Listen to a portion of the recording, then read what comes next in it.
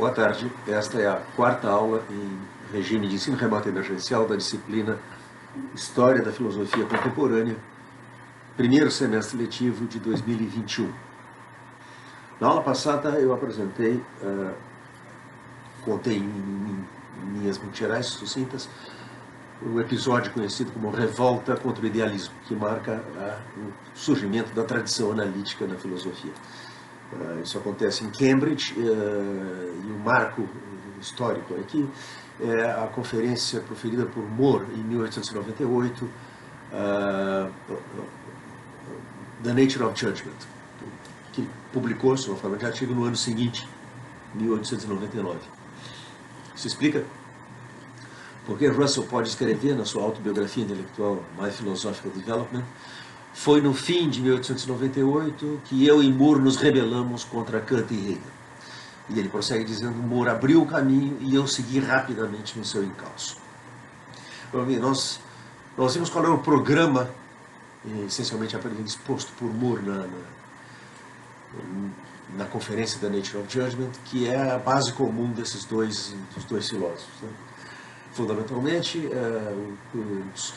recapitulo o que eu disse no fim da aula passada, os traços fisionômicos da filosofia analítica, como ela surge a partir do ensaio de Moore, você tem uma lógica atomista, que está fundada no repúdio da doutrina do primado do juízo sobre seus constituintes, que é uma doutrina típica da tradição idealista, que todavia Frege também aceita, como nós vimos.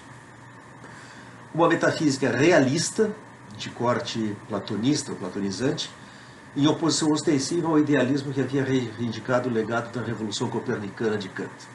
Nós vimos a que Moore e Russell passam a reduzir a Revolução Copernicana de Kant em filosofia.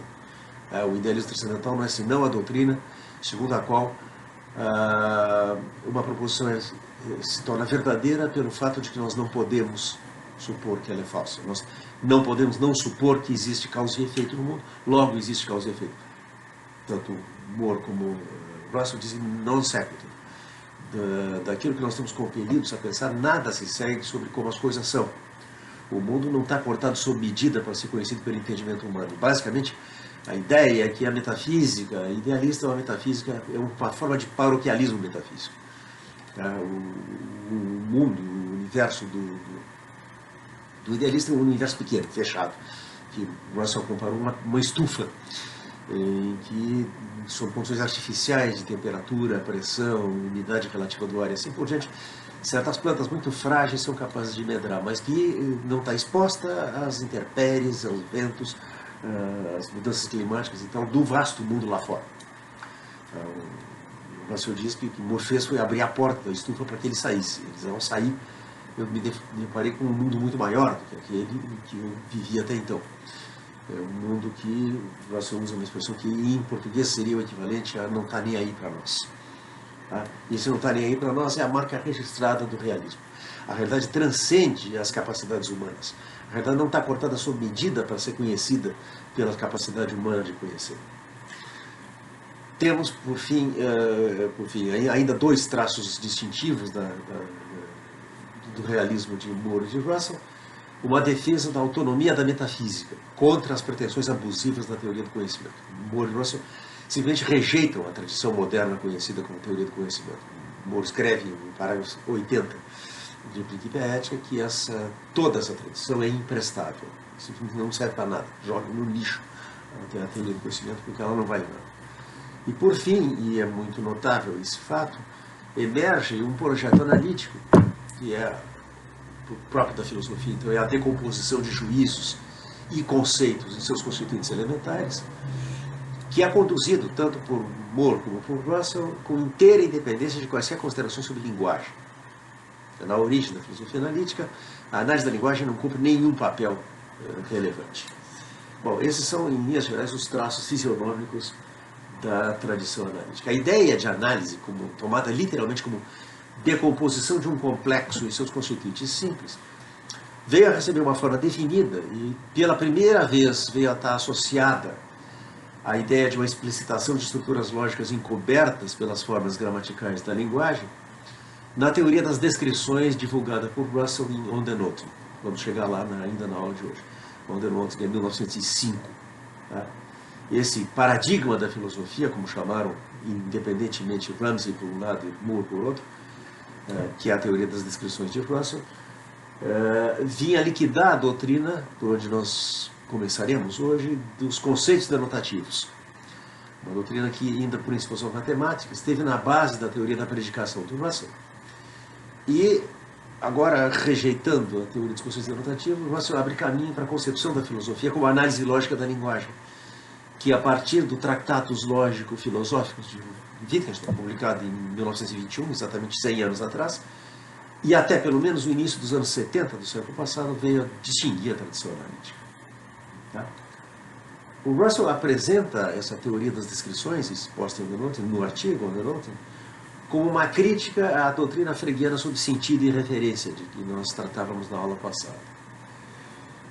Tendo em vista o limitado objetivo por qual a distinção fora introduzida por Frege, tratava-se de dar conta de aparentes contra-exemplos à lei da substitutividade da identidade, a lei de Leibniz, notadamente no contexto das atitudes proposicionais, essa alegação de Russell deve ser recebida prima facie com suspeita. E de resto é demonstrável, e eu vou me ocupar de demonstrar, que o que é reduzido ao absurdo pelo argumento de John Denoten é a teoria dos conceitos denotativos, introduzida pelo próprio Russell anos antes, em 1903, em The Principles of Mathematics. Bom, o que é a teoria dos conceitos denotativos? É alguma coisa que Russell tem e Moore não tem.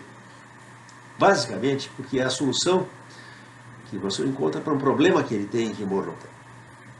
E é um problema que ele tem e Moore não tem, porque Moore está se ocupando de ética e ele de matemática. Porque ele se ocupa de matemática, o Russell tem que ter alguma clareza sobre o que significa pensar acerca de totalidades infinitas. A matemática está cheia de proposições acerca de domínios infinitos. Por exemplo, se eu digo todo número inteiro primo, eu estou falando de um conjunto infinito. Tá? A questão agora é a seguinte: como é que eu posso compreender uma proposição que trata de um conjunto infinito se, como é razoável supor, eu não tenho acesso a todos os constituintes desse conjunto? O entendimento humano é finito, o conjunto dos números inteiros é infinito. Como é que eu posso entender uma proposição sobre o conjunto dos números inteiros se eu não apreendo por contato, não discrimino cada um dos membros desse conjunto? Esse é o problema que Russell tem e Moore não tem. Porque Russell está lidando com matemática e Moore não está. Tá? Em Principles of Mathematics, a solução que ele encontra é a seguinte: olha, eu não aprendo diretamente cada um dos números inteiros positivos, mas eu aprendo o conceito todo número inteiro positivo.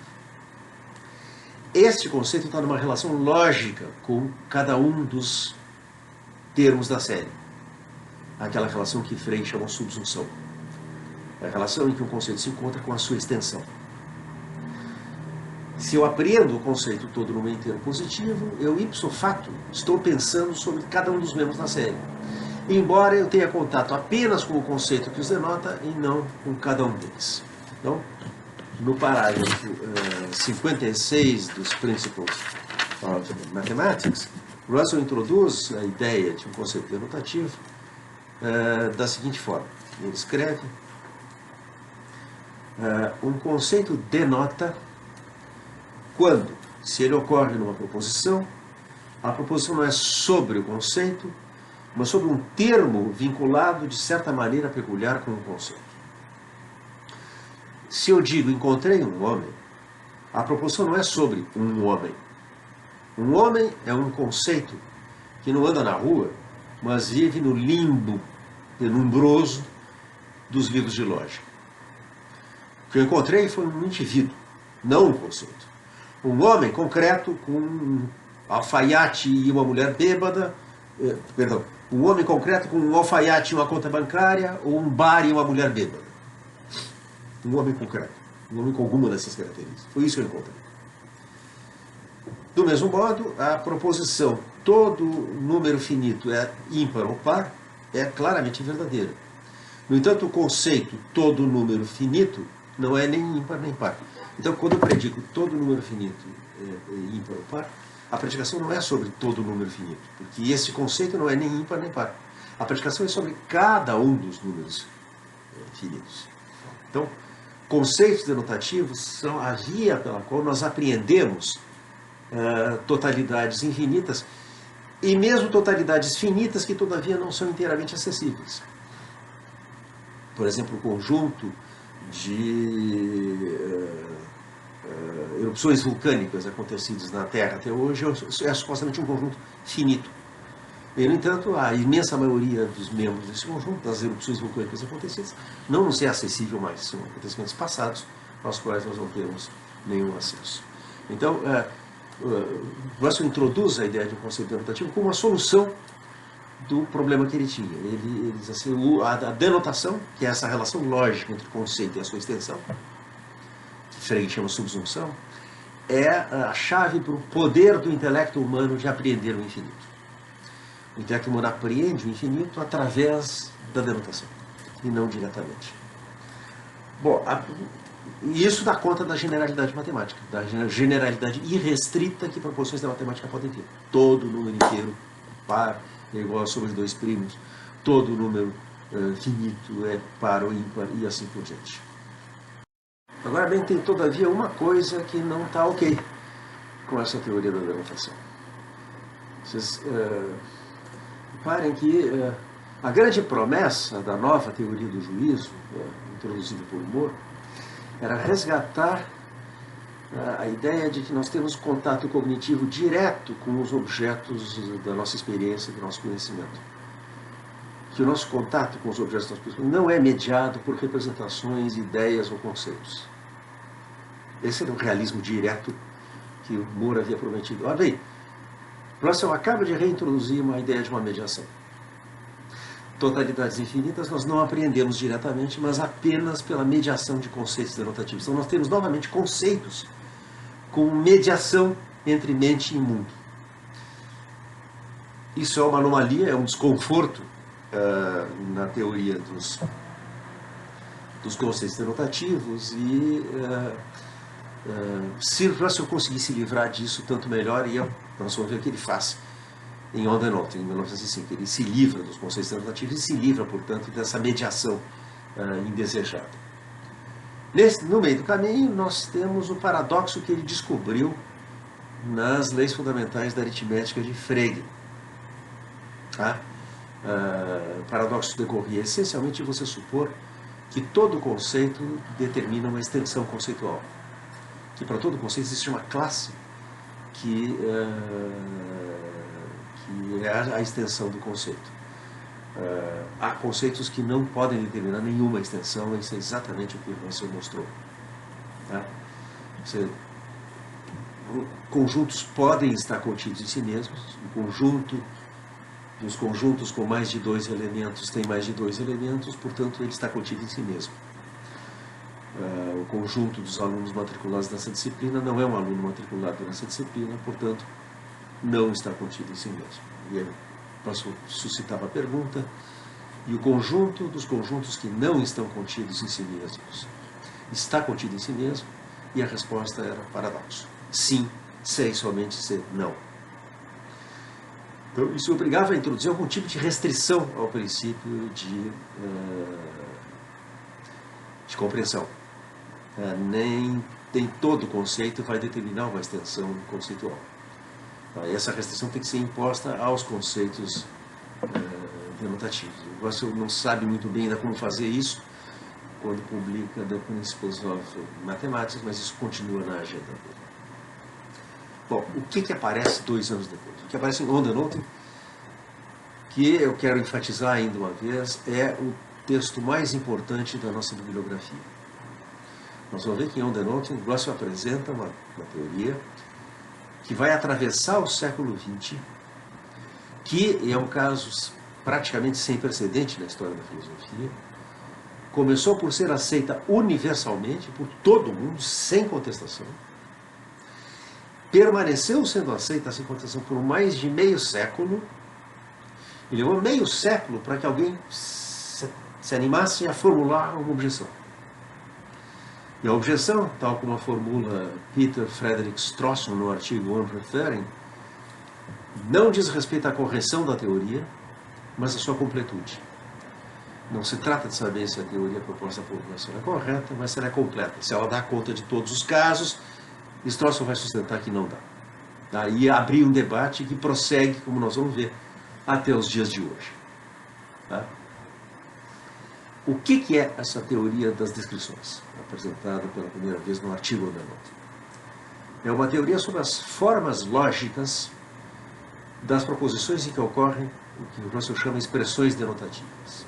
Expressões como, ele começa o artigo dando uma lista de exemplos. Ele diz, eu chamo expressão denotativa qualquer das expressões como as seguintes: um homem, algum homem, todo homem, qualquer homem, o atual rei da Espanha, o atual rei da França, o centro de massa do sistema solar no primeiro instante do século XX e a primeira linha da elegia de Gray. O que chama a atenção nessa lista?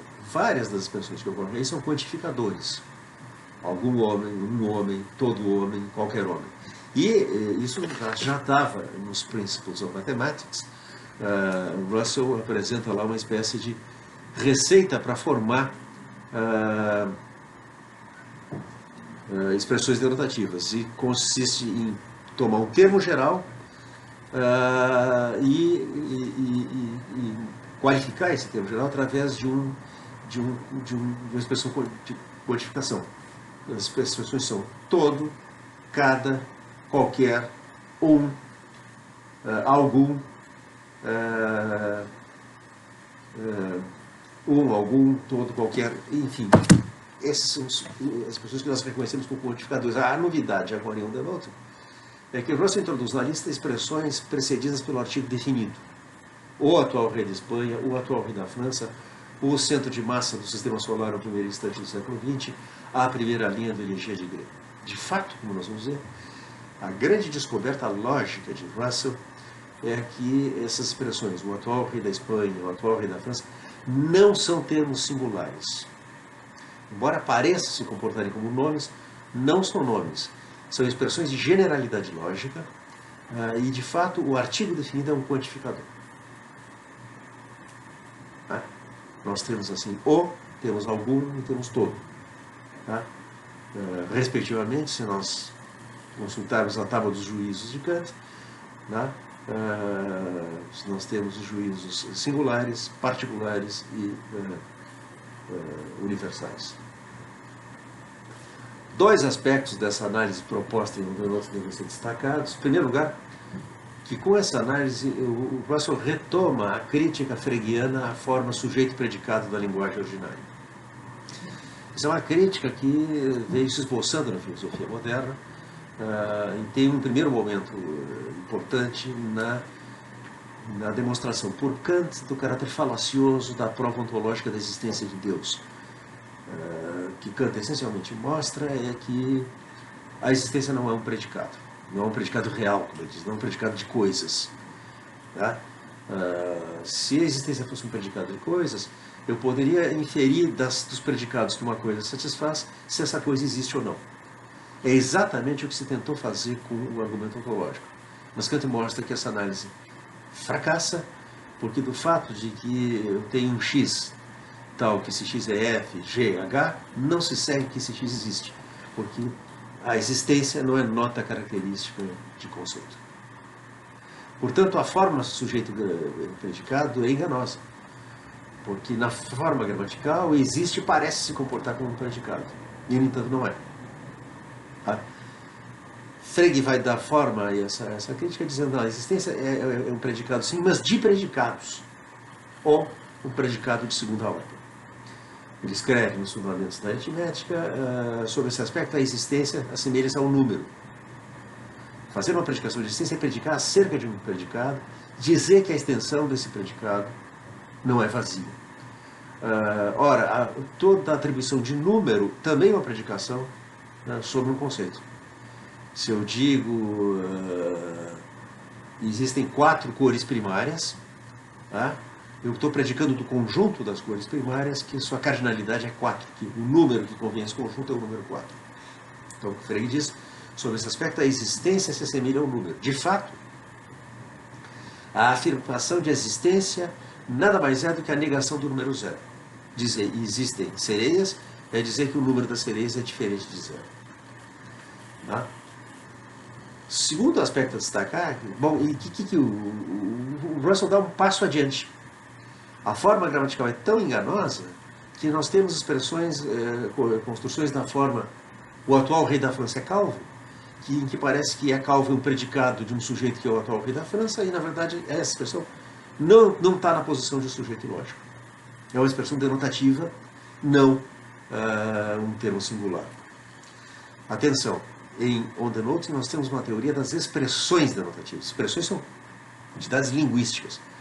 Não temos conceitos denotativos. O que o Russell consegue fazer é justamente se livrar dos conceitos denotativos e resgatar a promessa mooriana de uma relação cognitiva direta com os objetos do pensamento e da experiência. Então, a teoria das expressões pode ser concebida como uma combinação técnica de uma crítica filosófica que passa por Kant e por Frege, a forma gramatical sujeito-predicado da linguagem natural. E, em segundo lugar, que o desfecho dessa crítica é a abertura de um inquérito sobre as condições da referência, que constitui o núcleo do que Russell vai chamar, na continuação, teoria do conhecimento. Tá?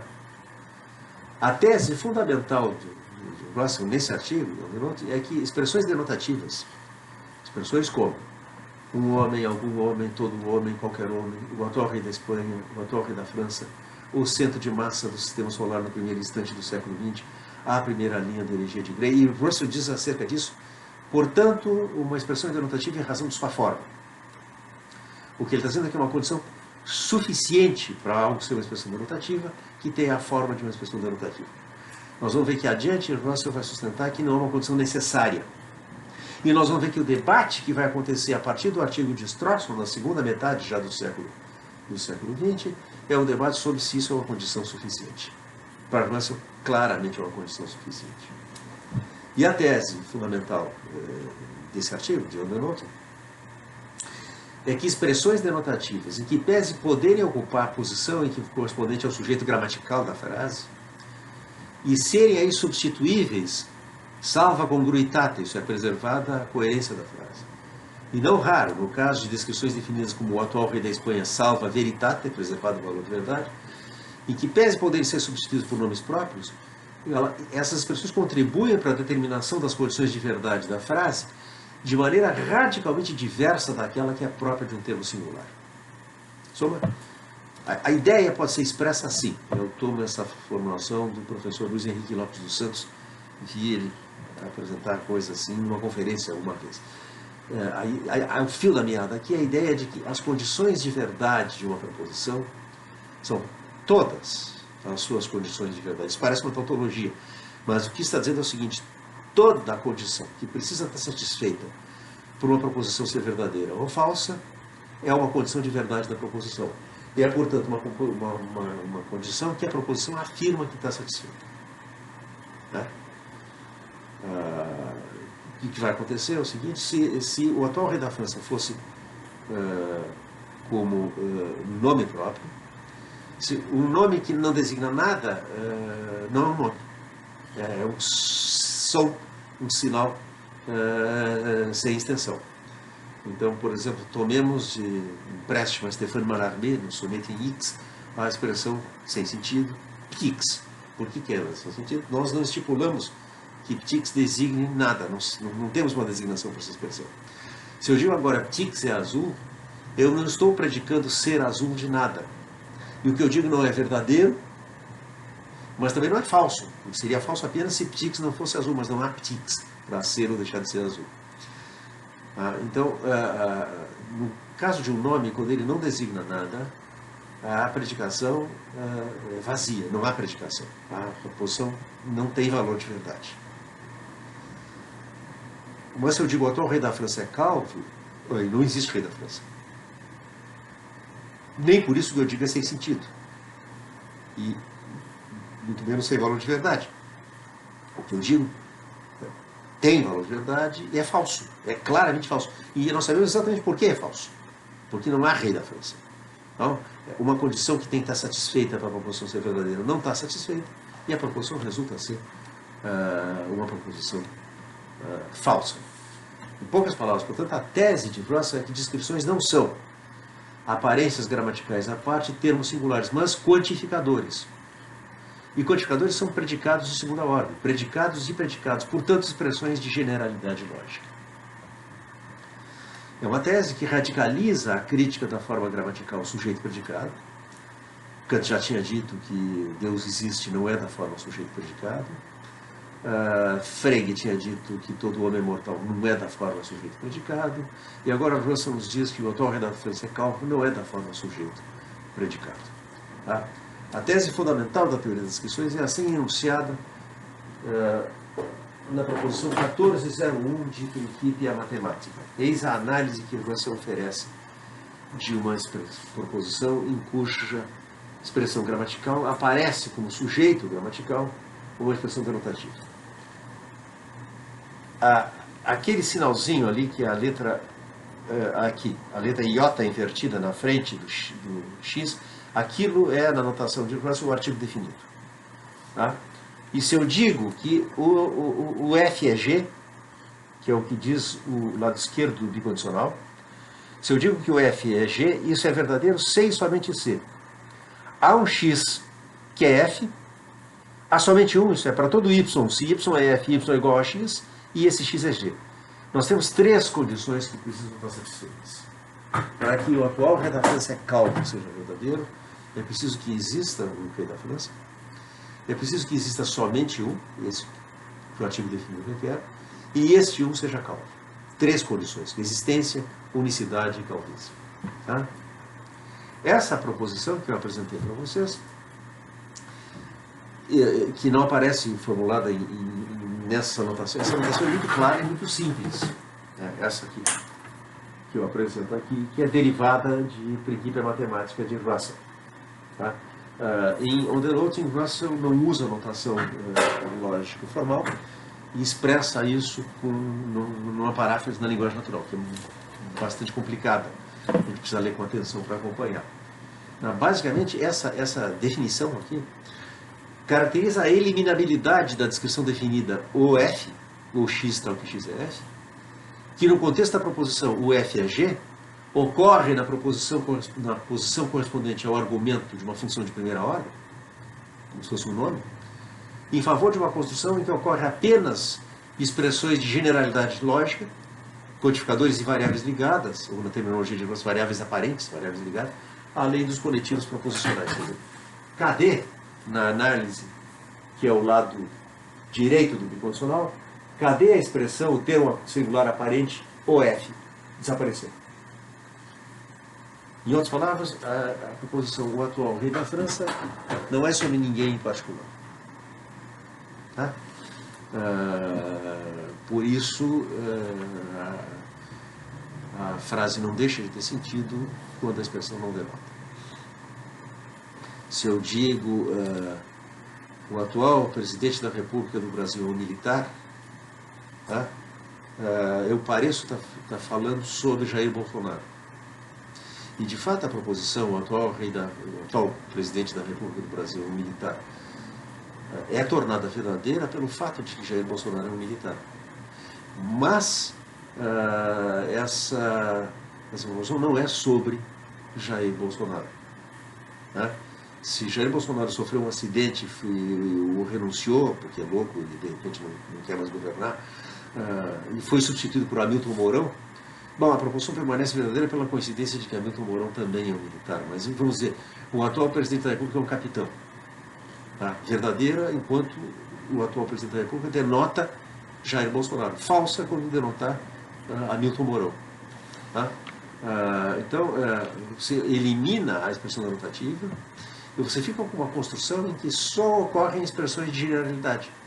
Só ocorrem quantificadores e variáveis ligadas.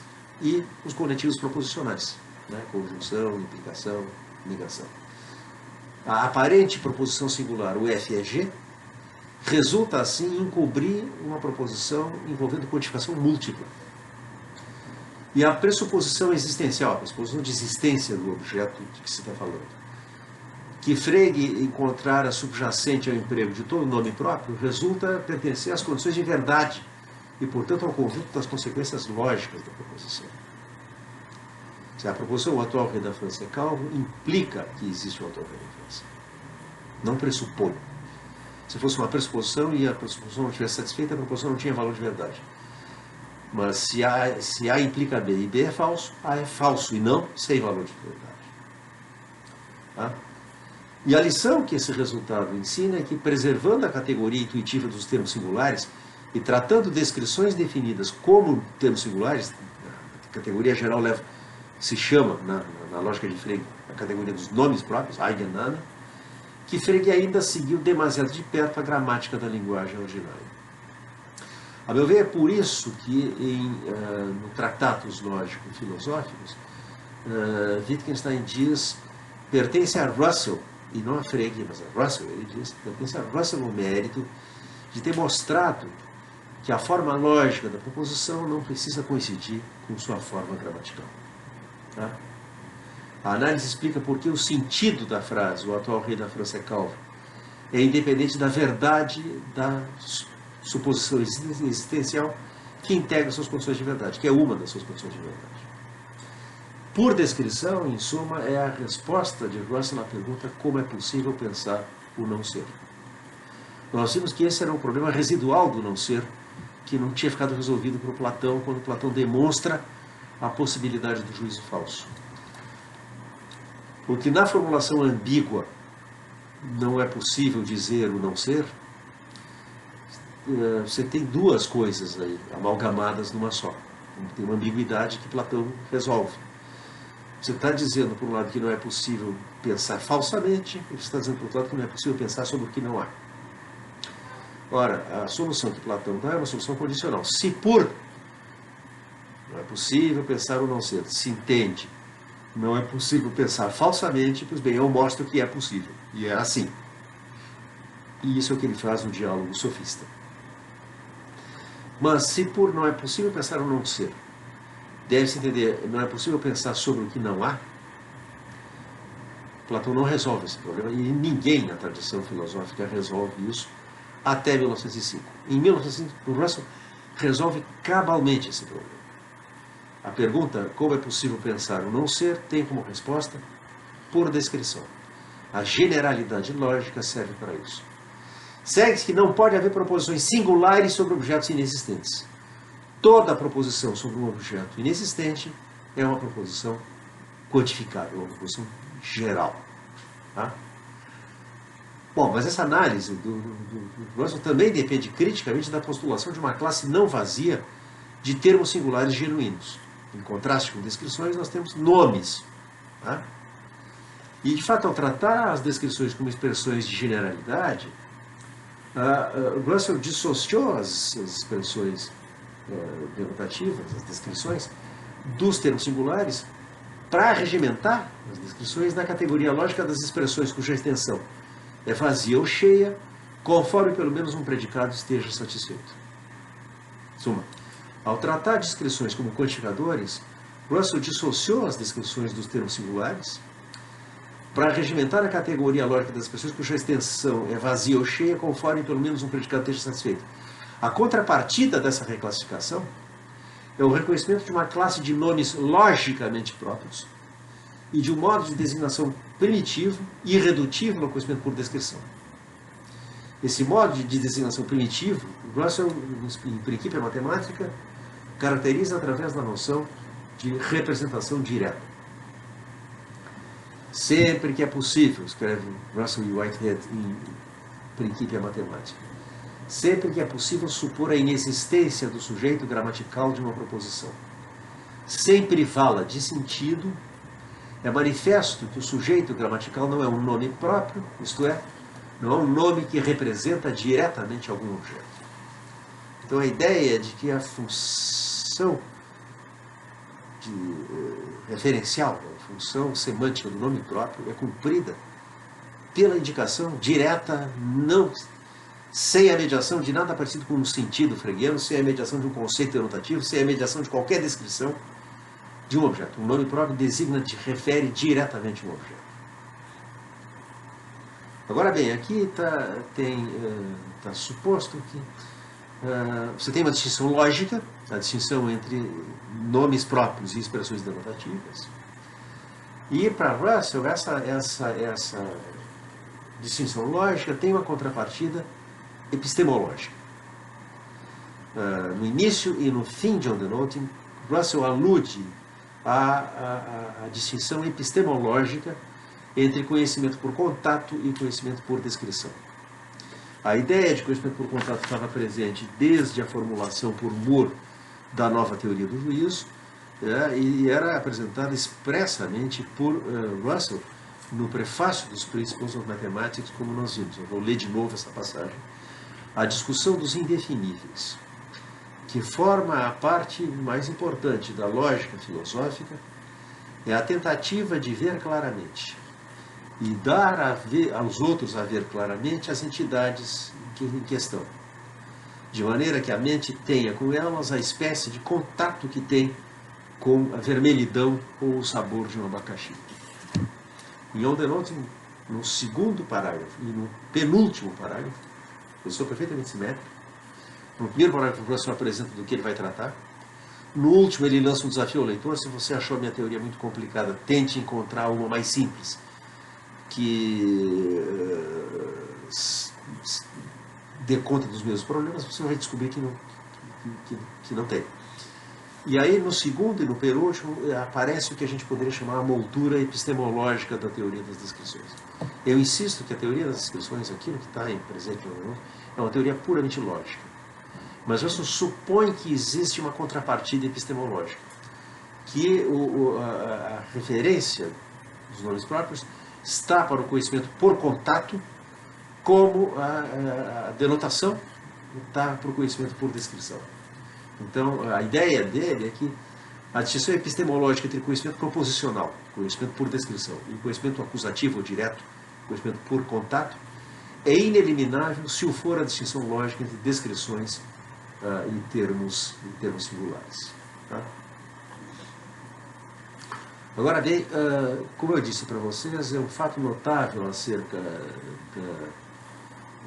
da teoria das descrições apresentada em On the Noting, que ela foi aceita sem contestação pelo mundo filosófico, e durante meio século não houve qualquer contestação. Eu não conheço um outro exemplo de uma teoria filosófica que seja nesse sentido assim tão bem sucedida.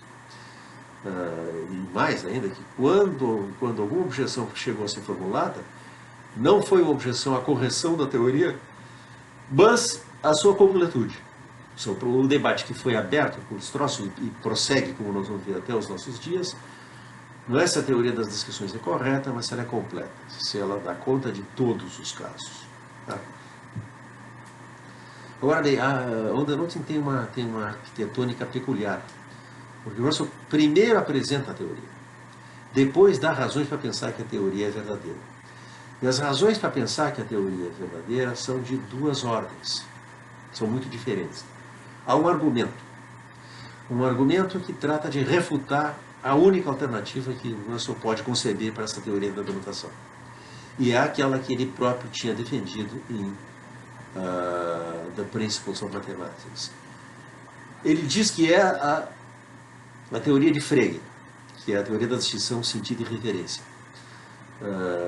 É demonstrável que o que Russell diz no The Noting não atinge para nada a Frege. Mas cabe dizer em favor de Russell que Russell supunha que a teoria fregiana de sentido e referência e a sua teoria precedente da denotação, de Principles of Mathematics, eram basicamente a mesma teoria. Ele diz isso numa nota de On the Noting. Tá? Então ele apresenta um argumento destinado a reduzir ao absurdo a ideia, a teoria dos conceitos denotativos, supõe que esse argumento se aplica também a Frege, tá? E apresenta isso como o argumento central de On the Noting. Esse argumento é extremamente obscuro. Ele é conhecido como o argumento da elegia de Gray, por causa do exemplo que o professor dá. O exemplo é a descrição definida. A primeira linha da elegia de Gray Thomas Gray é um poeta britânico, a elegia de Gray é uma elegia num cemitério de província. Esse argumento é extremamente obscuro.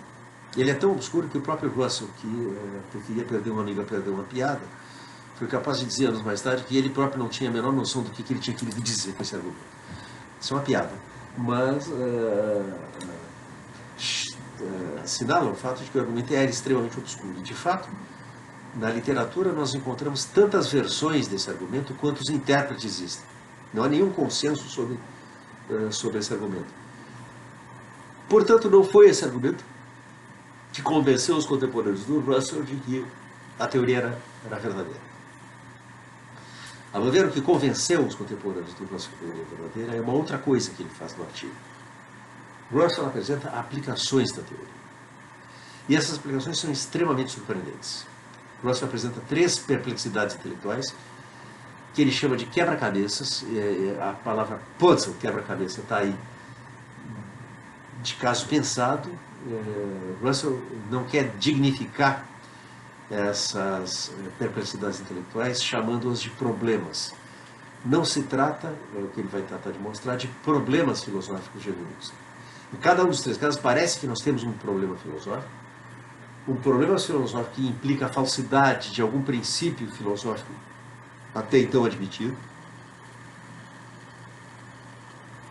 Trate-se do princípio da substitutividade da identidade, trate-se do princípio do terceiro excluído. Então a ideia vai ser, há alguma coisa errada com a compreensão que nós temos até aqui da noção de identidade, a lei de Leibniz não vale, precisamos pôr alguma outra coisa no lugar. Então nós precisaríamos de uma teoria filosófica alternativa à tradicional para dar conta da dificuldade. Ou nós temos uma dificuldade com o princípio do terceiro excluído, e nós precisaríamos abandonar a lógica clássica e adotar alguma coisa como a lógica dialética de Hegel, para dar conta da possibilidade de que uma proposição e a sua negação sejam ambas falsas, e adotar a ideia então de que você pode ter uma proposição e sua negação ambas falsas, e essas 2 proposições que são antagônicas, mas ambas falsas, são superadas, sobressumidas ou suprassumidas, Aufgehoben, numa síntese de ordem superior que então é uma proposição verdadeira. E há um terceiro caso, que é o problema de como é que nós podemos negar a existência de algo. Se eu digo X não existe, ou bem X não denota nada e eu não estou dizendo nada, ou bem X denota algo que eu digo é falso. Então, parece que uma predicação, afirmação de inexistência, ou bem esse sentido, ou bem é falso, não pode nunca ser verdadeira. Temos um problema com a noção de existência. Bom, em todos os casos, o Russell vai tratar de mostrar que o problema é meramente aparente, é um pseudo-problema, de fato é uma ilusão gramatical decorrente do comportamento das expressões denotativas, do fato de que elas parecem se comportar como nomes próprios. Então, nessas 3 aplicações, que são os chamados quebra-cabeças de Overnoto, que são o tema da nossa próxima aula, Russell faz uma coisa sem precedente. Ele apresenta uma aplicação da teoria das descrições em que a teoria das descrições não serve para construir uma teoria filosófica que venha substituir uma teoria tradicional para resolver um problema filosófico. Não, a aplicação da teoria das descrições, ao invés de ser uma solução de um problema e a articulação de uma teoria que resolve o problema, é a dissolução de um pseudo-problema. Você tem uma imagem da filosofia agora que não tem precedente. A filosofia não progride resolvendo problemas, mas dissolvendo pseudo-problemas. Esses pseudo-problemas são ilusões gramaticais. Então você compreende que o principal discípulo de Russell, Wittgenstein, na primeira página das suas Notes on Logic, em 1913, tempo que ele estava trabalhando como aluno de Russell em Cambridge, escreva desconfiar da gramática, é o primeiro requisito para fazer filosofia. Russell, de fato, como denote, abre o caminho para a concepção da filosofia como análise lógica da linguagem, e a análise lógica que dissolve pseudo-problemas ao invés de resolver problemas. Isso vai permitir a Wittgenstein escrever no prefácio de Tratados Lógico-Filosóficos. Esse livro trata dos problemas filosóficos, não de alguns, mas dos problemas filosóficos, artigo definido, os problemas filosóficos. e mostra, como eu acredito, que a formulação desses problemas repousa sobre a má compreensão da lógica da nossa linguagem. E é a Russell, não a Frege, que ele acredita ter mostrado que a forma lógica da proposição não precisa ser a sua forma aparente. Então, o que nós vamos ver na aula passada é não o argumento de Ondenote, que era sumamente obscuro, que não foi certamente a razão pela qual as pessoas adotaram Ondenote, mas a aplicação exemplar, paradigmática. Moore chama a teoria das descrições de Russell de paradigma da filosofia. Ramsey também chama, e independentemente de Moore, usa a mesma expressão paradigma. E paradigma o que é? Um modelo, é um exemplo de como algo deve ser feito. E o que o Russell fez foi dar um exemplo de como fazer filosofia, de uma maneira nova de fazer filosofia, em que a filosofia prossegue pela via da análise lógica da linguagem, não uma solução de problemas genuínos, mas a dissolução de pseudo-problemas. Uma etapa nova na história da filosofia analítica se abre com o Ondenote, e esse vai ser o tema da nossa próxima aula.